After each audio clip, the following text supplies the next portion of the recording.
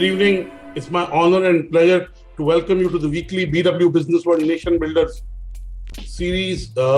We feature a lot of institution builders that have really made an imprint on rebuilding a modern India in making India a better place.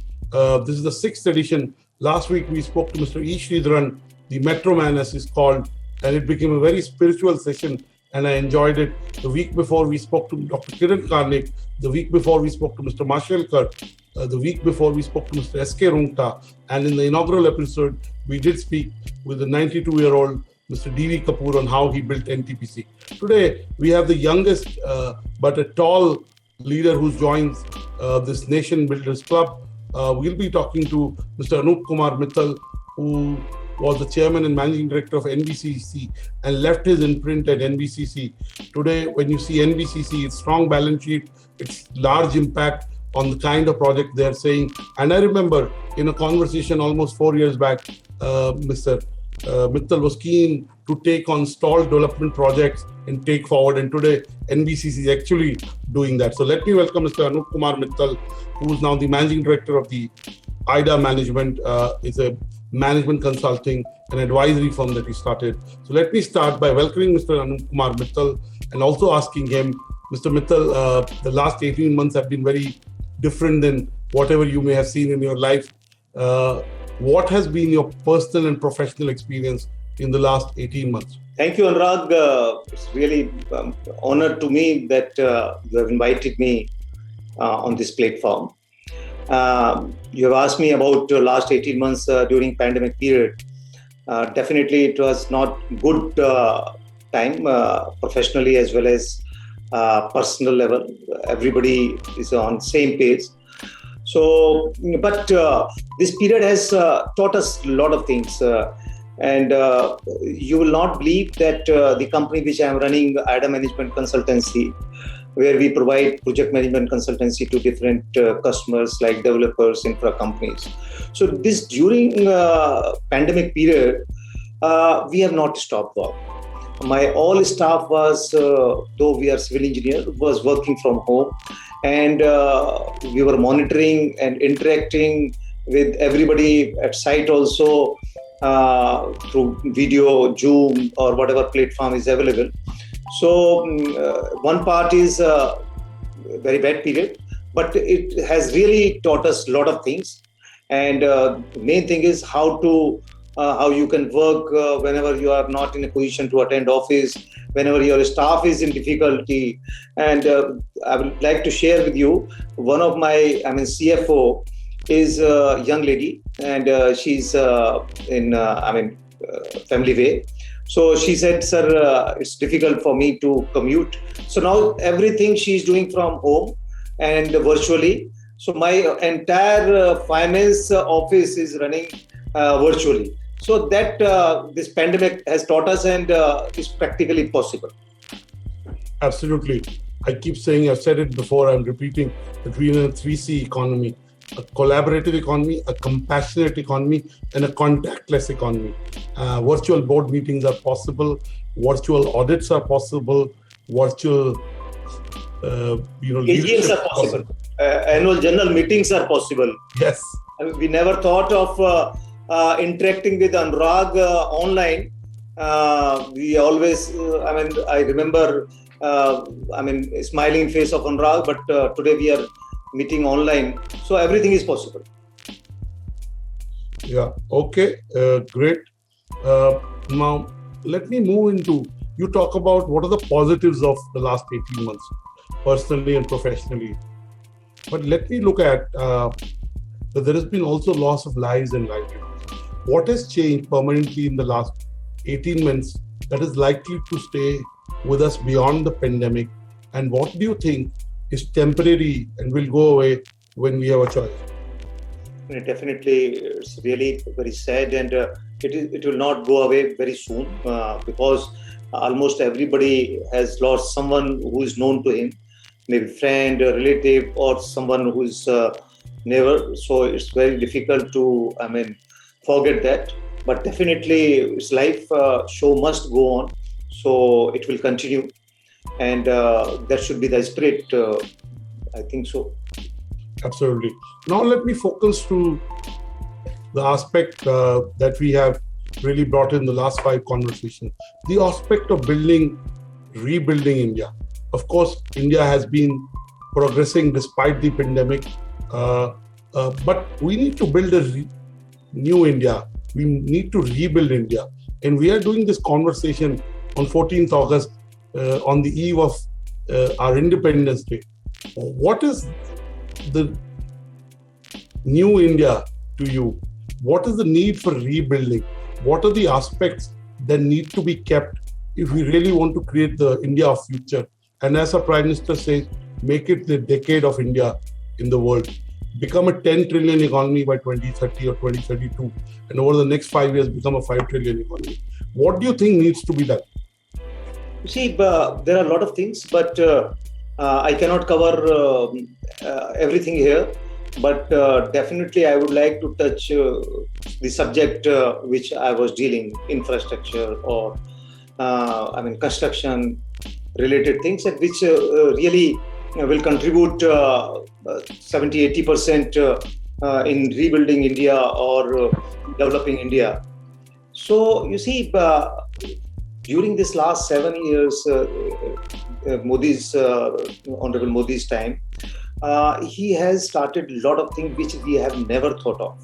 For example, first time we heard about smart cities, smart railway stations, redevelopment of the railway stations. So housing for all, every house, everybody should have some house, toilet for everyone. So many things, and all are related to... And water, as you know, a lot of rural areas, water. So har ghar jal. Har ghar. So he's taken some basic things that have still not been done fully over the last 70 years and make sure that the last mile in terms of delivery happens. And going to rural India, not just focusing on urban and semi-urban India. So I think what he's done, what he's embarked on, will create the new India. These are building blocks. May sound very basic, but they hadn't happened over the last 70 years. So you're so right. Go on, Mr. Mittal. So you see, he has given so many things to us, but our job is to implement that, whether government, bureaucrat or private sector or person like you and me who are not in government. So our job is to get it, executed or get it done. So that is the main challenge. So, incidentally, tomorrow is, 15th August, 75th Independence Day. So, this country needs a lot of development. A lot of urbanization is taking place. You have touched the rural water mission, Jal, and rural development. Lekin, the main issue is when your population is migrating from rural place to urban area, means urbanization. So you have to create new cities, whether existing cities are to be converted into new cities, through a smart city scheme. So as you asked me, what do you think? So I feel that first of all, basic infrastructure in all cities, all districts is required. Pani, bijli, sadak, ye teen cheez. When you have these three things, the city will be smart and you will have a lot of things. So that is the basic thing. And that is covered in smart cities. And similarly, for example, railway stations. You will surprise, we have more than 10,000 railway stations in the country. Sunne se lagta hai ki 10,000, maybe more. Now we know how railway stations are. Railway stations अगर आपको लगता है सोचने से कि platform पे जाकर कुछ डिफरेंट स्मेल आएगी, बाहर cycle parking, rickshaw parking and all these things. So we have born and developed like this, but now this is required to be changed. So this government has started changing railway stations into like modern airports. So these are the schemes which need money and efforts. अगर आप इसे करते हैं, so definitely you will see the country will develop in different direction. Anurag, you are familiar with NBCC. we were doing a lot of redevelopment projects. And Delhi, is example where NBCC has done a lot of redevelopment. And that was the scheme started by NBCC, and model also started by NBCC on zero revenue contribution by government. So, and after 75 years, the country needs redevelopment of lot of old things, like Lodi colony in Delhi is about 70-year-old colony that need redevelopment, new phase. So there are so many things related to infrastructure. You mentioned about Mr. Sridharan, metro. Now metro is I remember first railway station. I am proud to say this, that was constructed by NBCC, and I was project manager on that project in Delhi. So now metro is everywhere, whether Kanpur or Agra or Meerut or Aligarh. So these are the things which are required in this country. Absolutely. You have to focus on upgrading the infrastructure of existing towns, existing cities. And you're right, NBCC over the last 7-8 years has done redevelopment, and in record time, and places look transformed, if I may use the word. Whether the new ITPO that is coming up, whether it's in the NDMC area, you have got lots of buildings, and there are huge projects. You completed them in project record time. But I want to focus on an aspect. You were very dynamic in your tenure at NBCC. You took very large projects, completed them aggressively. At one point, NBCC would, by the value of the projects and the number of projects that you were doing, the largest developer in India. And you delivered the projects. Not only started them, you delivered them in record time. And you taken NBCC on a very ambitious path of nation building. For example, I remember my conversation 4 years back where you said to me that there are certain troubled developers and we can complete those projects and realize the Prime Minister's vision of making sure that people who bought their houses get their homes. So clearly, you transformed NBCC. How did you transform NBCC? Give us a peek into the journey that you had at NBCC. And what are your lessons and advice to other leaders who lead large organizations? Annurag, if you consider that I have done something in developing NBCC or transforming NBCC, thank you very much for these compliments. But you see, the first thing I will give credit to government. Running a public sector company as a business entity is a very, very difficult thing. In country or in this atmosphere, running a private business is difficult. So you can imagine how much difficult will be running a public sector business company. That cannot be possible without, if you cannot get the support of the owner. Owner is Government of India, of the public, NBCC and all public sector. So I will not take the name. One of the senior most bureaucrat alive in this country asked me how much obstacle you face from government and from 3C, means CBI, CAG and CVC. I answered him, Annurag, and this is truly I'm saying, with conviction, that government, I have not faced even single problem from government, whether my ministry, and you would say that to me off the camera privately. Yeah. So there is complete sync in what you said to me 4 years back and what you are saying. So you see, when you have the right intent to run a business and you have some entrepreneurship in your DNA or your, inside, you can do that. You can run a company. Otherwise, difficulties will come everywhere. Even you are running your shop, you will face the difficulty. But government does not have, all secretaries and ministers, they don't have time to obstruct you, or अगर आप अच्छा कर रहे हैं उसे रोकने के लिए उनकी कोई जरूरत नहीं है. The only thing is you should have good intent, and you should handle your board in a right, honest manner. And you should deliver what you promised earlier. And your intent should be, reflected. And as far as CVC is concerned, 3Cs are concerned, you see, there are always check and balances mechanism. And sometimes difficulty hoti hai, but I have not faced. Normal routine में जो चलता है वो चलता है, but main contribution is from government of India. That is one.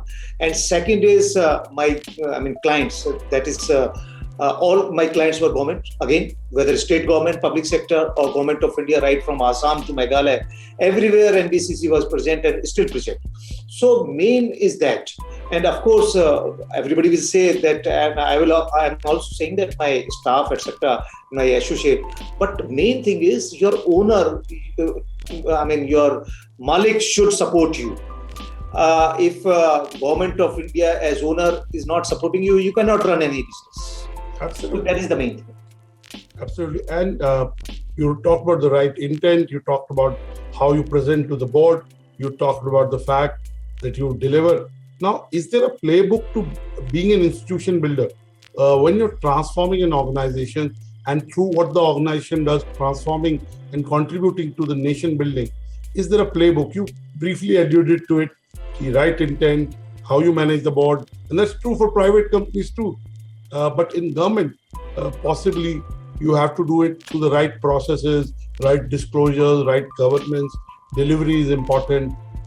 That's important in private sector too. But is there a playbook that can be learned from your years at NBCC? What did you do that made sure that you continuously delivered on these big projects? Especially, a lot of leaders believe that the right project management of large infrastructure projects in India is key to India's economic revival and is key to India's economic future. What do you have to say to that? See, Annurag, first of all, let me make it very clear as far as procedure is concerned that there is a myth that in government we have to follow a lot of procedure which private companies are not following. Today, I am in the board of 4 very big companies who are listed companies in the country. And I've seen during board meetings and other interaction, their procedures are even much stiffer than the government procedure. In one of the Tata company I am there. So they also follow everything because it's not possible for any large company to just run a business, muh jawani keh diya, jawan pe ho jayega. Everything has to be through procedure because when you are handling thousands or thousands employees and people and customers, you cannot run that like that. Second thing is, if I say that there is no rule book or there is no playbook, but only thing is the difficulties or challenges and opportunities whenever coming in your way, how you handle that. The intent के अलावा only thing is अगर आप में entrepreneurship है, if you want to run a business and you see that this company is my company, so and every appreciation for NBCC is my appreciation, so then you will definitely handle that. For example, in 2013 I took over NBCC as chairman. Almost same time we were listed, and all public sector companies that time were thinking, even today, once you are listed, so many things you have to follow. You have to follow so many compliances. But Annurag ji, this is the main key and one of the success reason because we were listed. Because every day when I was seeing my share price is increasing, that was giving me some kind of appreciation and excitement. And the day share price was going down, I was thinking that why it is going down. Means you have some mechanism that somebody is watching you. Yeah, there's a market validation of what you're doing right and what you can do better. Wrong, right? And same time, if you are procedure-oriented company and person, you will not have sleepless night. If you are following procedure, आपको रात में नींद बहुत अच्छी आएगी. It's only starting thing. Otherwise, you see, in government, anybody thought about e-tendering 10 years ago? Never. We all seen that state mein government, all tenders are physical tender box is there, tenders are coming. Now everywhere, every purchase in government, whether state government, public sector, e-tendering. So once procedures are set, then you will not find any difficulty. Absolutely. I want to ask you, balance in everything in life is right. You talked about right that you took ownership. You thought of it as your company. You behaved like an entrepreneur. You took the risks and you delivered on promises. But how do you balance delegation and still make sure the decision making is fast. Because in a typical PSU culture, not everyone, even in senior leadership, takes ownership. Because with ownership and decision making, there can be questions asked later. So how do you balance that? How do you balance delegating, but making sure that the leadership team below you is able to take decisions on their own and move forward? You see, in typical government department, there is a culture. Now it's of course changing. That top man wants that entire power should rest with him, and particularly financial powers. Except that sometimes the boss is scared of taking decision. Otherwise, everybody wants that power should be at one place. So my theory is that power should be distributed, not given to everybody, at appropriate level, so that they can take decision and they can have some kind of practice and experience of using power. Initially, when you will give them power, they will afraid, but after some time, they will also take some decision and also take care of everything. So now for taking fast decision, you have to distribute the power among your colleagues also. That is one reason. Second is, as a boss, you should not afraid of taking any responsibility. If somebody is in trouble or any audit, in particularly government department, if somebody is thinking that this will create some problem later on, so you should give that confidence, not in verbally, in writing, that people require, that I am taking this decision. So, and finally, I'm out, touch wood, 2.5 years have passed. I have not faced any even single question from a government, and I think that is the key. Proof of the pudding is in eating. Yes. So let me ask you, these are housing projects, these are redevelopment projects, are India's showpiece convention center is being ready. What do you think is the kind of investments required in infrastructure and in what areas? Of course, the Prime Minister and the Aviation Ministry has made sure through its Udan scheme, smaller cities have airports. As you know, connectivities create commerce. As you know, as the movement of goods and services and people improves, the prosperity increases. As infrastructure projects come up, they make a short-term impact in terms of providing livelihoods to people, in terms of creating more SMEs in company, and over a long term, really make sure that these infrastructure projects become a catalyst for development of that region. So what do you think is the kind of infrastructure projects that are needed? Where are they needed? And what kind of investments? You see, infrastructure, as I said, now urbanization is taking place everywhere. I mean, all states, whether, Bihar or Maharashtra. Maharashtra may be a little slow because that is already much urbanized, and Bihar, Jharkhand, everywhere. So basically, infrastructure in not only in aviation sector or railway sector or not road sector, the main thing is housing. People are not having proper pakka makan. If you will provide them house, then definitely you will tend to provide them sewage treatment plant in that area, or roads also, electricity also. First of all, you have to see that 1.2 billion or 1.3 billion population should have proper pakka makan like they deserve for. So once you decided that, everything will follow. When population is there, houses are there, this infrastructure have to be there. Then automatically, depending upon their prosperity, Udan or civil aviation or railway things will come. So basically, I will say the first thing should be to give pakka makan to everybody. Thank you. When we get the basics right, everything develops around it. Now, in your individual capacity, you're also on the construction advisory committee of the Ram Mandir. Ram Mandir, for a lot of people like me, a lot of Indians, a lot of Hindus, is a very important and an emotive issue.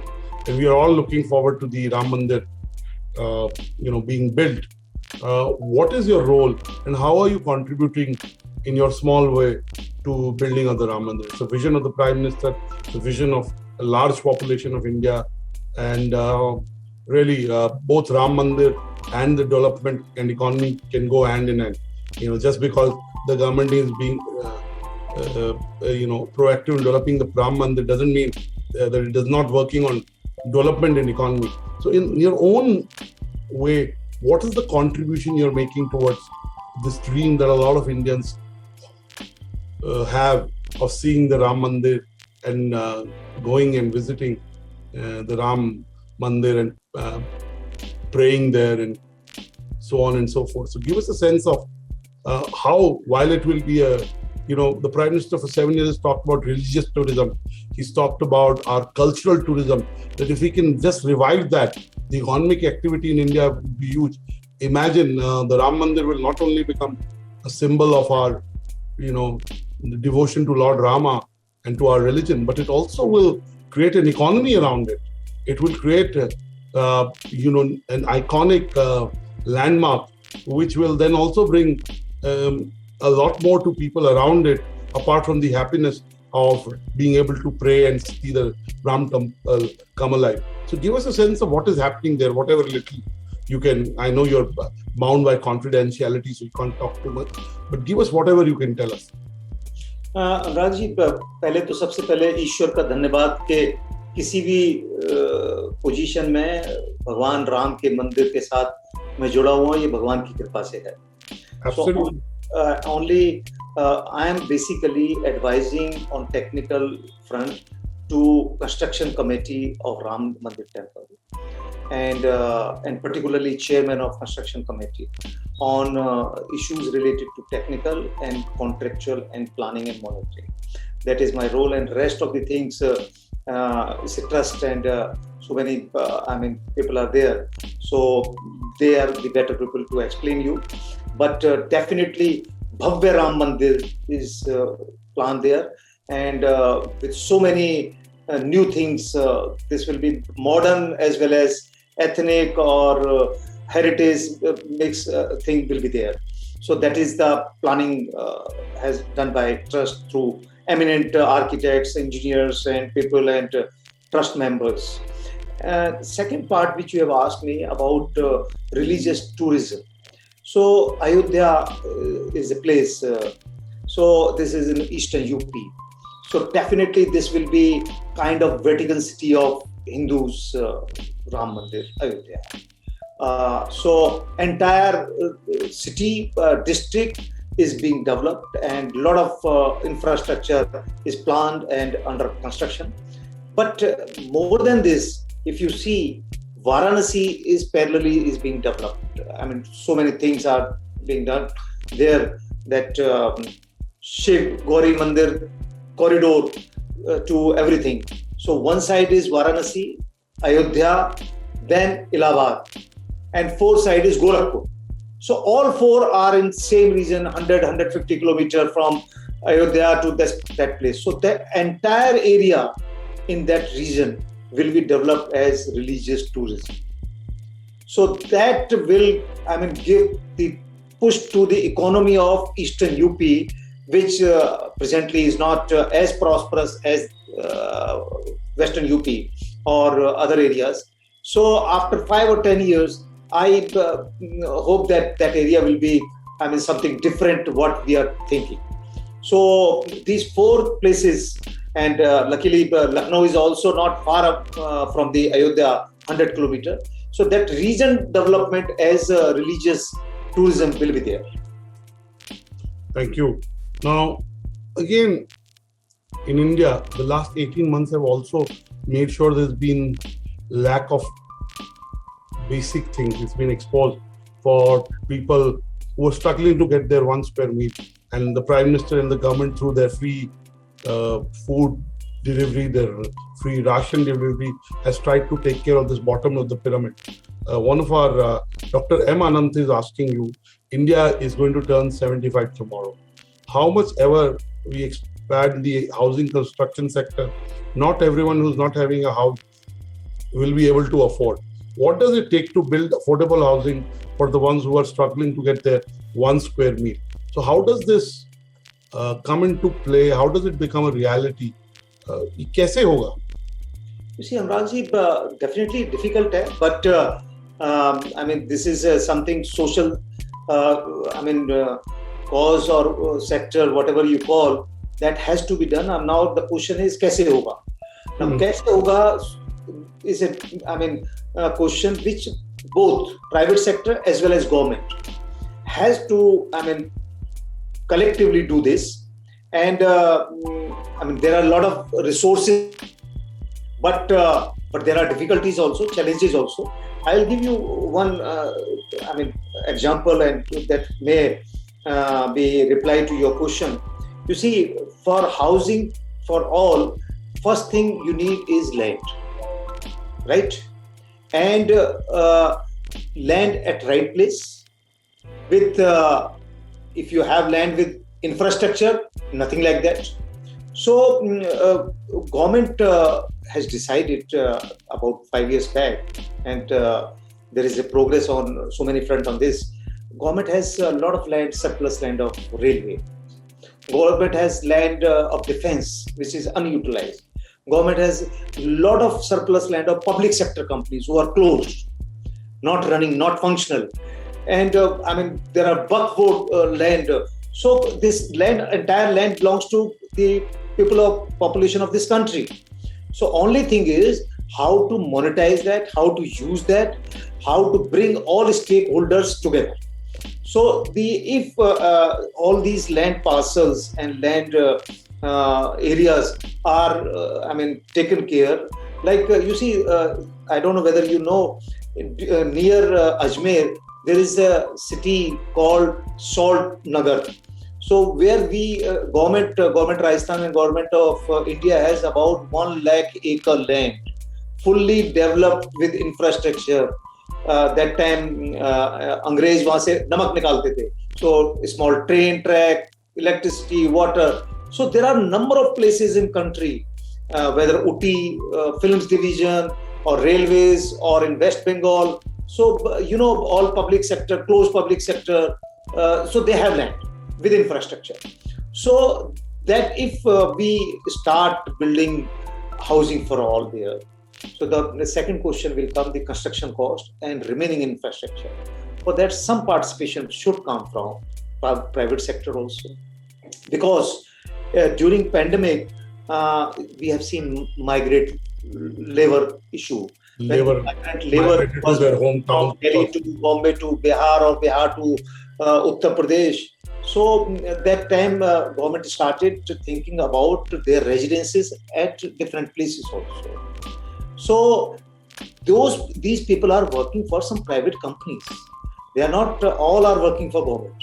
They are working for construction companies, or farms in Punjab, or some industry. So these private sector should contribute to build houses for everybody. So this is answer for your question कि जिनको एक जून का खाना नहीं है उनको मकान कैसे मिलेगा? This is Dr. M. Anand's question, but yes, I've used this question to build a larger point. Now let me also take you to another aspect. See, if we have to build the India of future, we are India at 75. If we have to build the India which really caters to the aspirations of everyone and is an inclusive India, we also need to reskill, upskill every part of our upcoming workforce. What do you think post-pandemic are the skills that are required most to be successfully employed or being gainfully employed and contribute to the gig economy? And the learning cycles are becoming shorter. Somebody like you who's been working for almost 4 decades, I'm sure you learned new skills in the last 16, 18 months. I've learned new skills. And I'm not talking of just informal skills, I'm talking of formal skills. So give us a sense of how skilling has become important for making sure that all of us are relevant in the future. Anurag, you have asked me a very relevant question, very relevant. Not only for construction, for everybody, and particularly construction. You see, if I start with construction, the construction industry has maximum unskilled manpower.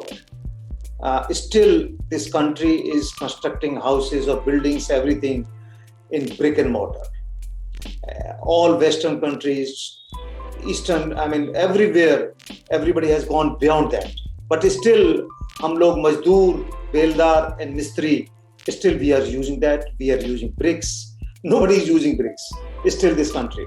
So, and 80 to 90% labor in construction industry is unskilled. And 10% skilled manpower is, by experience they have, become skilled. Like a builder, after 5 years will become junior mason, and after 20 years you will see he's a very senior mason without any education, without any training. So that's how we are building our buildings and structure. So this skill development is most important thing. Now this government started first ministry introduced in 2014 was a skill development ministry, and I don't know how much work has been done. But a lot of infrastructure is available. Thousands ITIs are available in the country with infrastructure, classrooms, training room, but still not utilized properly. Even our plumbers are not trained properly. Electricians are not trained electricians. How they are getting certificate, that is different thing. But this is to be done. And this cannot be done without participation of private sector. So, for this, government has provided everything, but they have to make some very strict rules that how without skill training, no labor, no person will be employed. And for that, people are saying, all private industry or contractors are saying they are using skilled manpower, they are running skill development centers, but still I am not at all personally satisfied with that. So this is the subject the country must address, and this is required for not only for skill development, for employment also.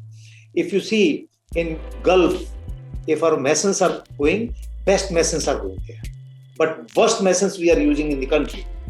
So it's very different. Ironic.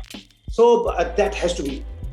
Second, Mr. Mittal, technology has become all pervasive, whether it's in education, edutech, whether it's media tech, in the way we run our daily lives, the concept of office has changed, we work from anywhere. Give me a sense of how do you see technology? For example, edutech is supposed to bridge the digital divide, but in the initial months and still, a lot of people don't have access to digital devices. They don't have access to bandwidth. So instead of creating a digital democratization, a digital divide has been created. Of course, technology is how you use it, how you deploy it. So what do you have to say about the increasing role of technology in our lives and in every business? And every business is trying to become a tech-led business or a tech business. You see, technology is now unavoidable thing that is required everywhere, and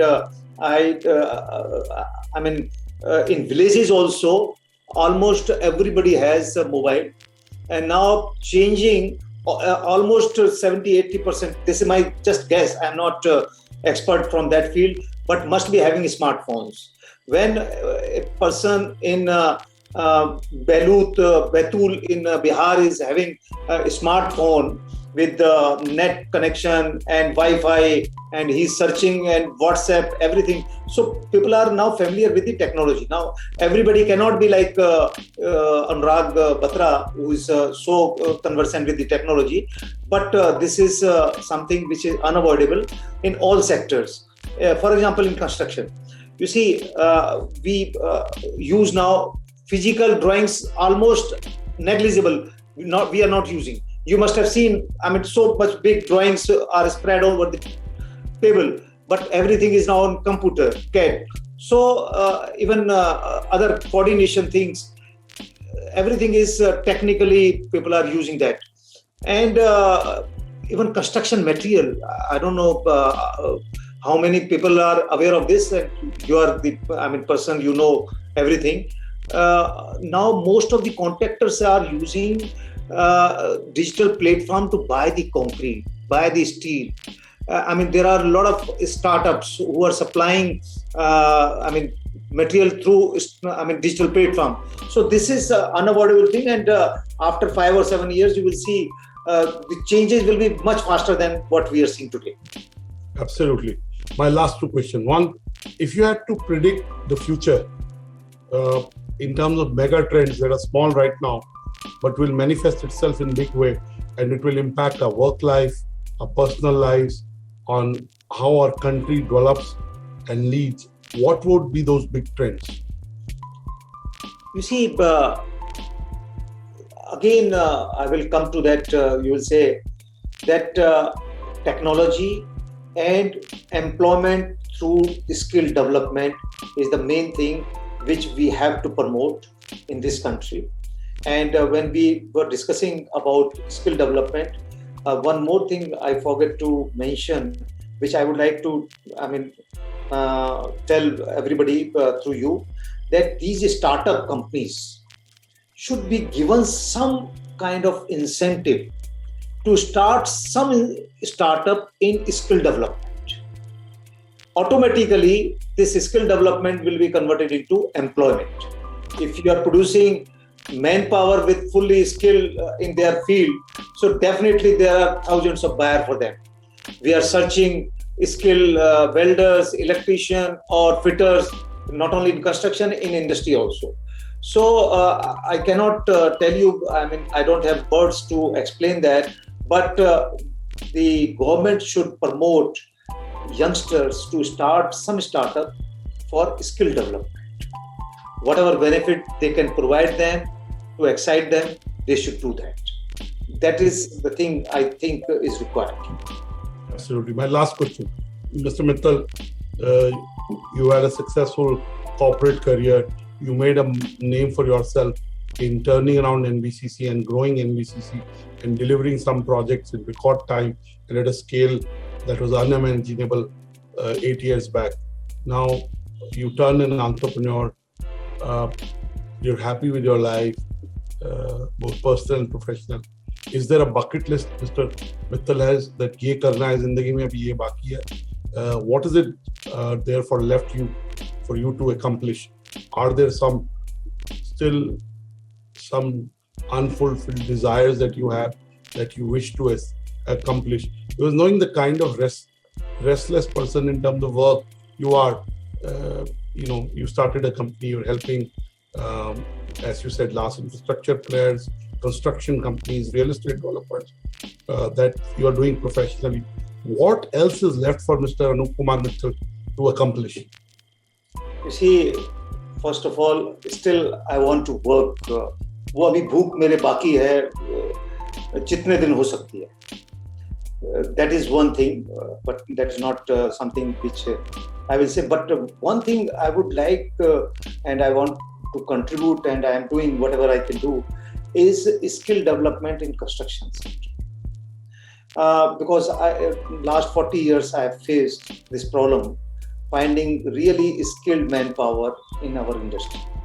So I want to contribute, I want to see that through running, whether it's small ITI, that there is some skill development in construction industry workers.